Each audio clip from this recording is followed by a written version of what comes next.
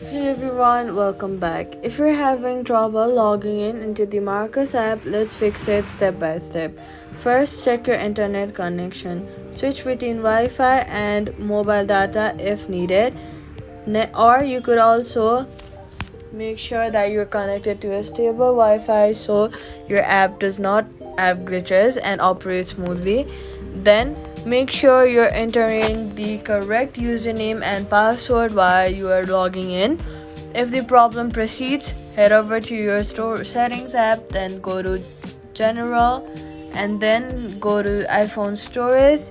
Next, scroll down, look for the Marcus app and then click offload.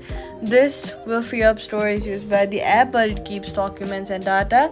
Reinstalling the app will paste back your data if the app is still available for download. After that, restart the app.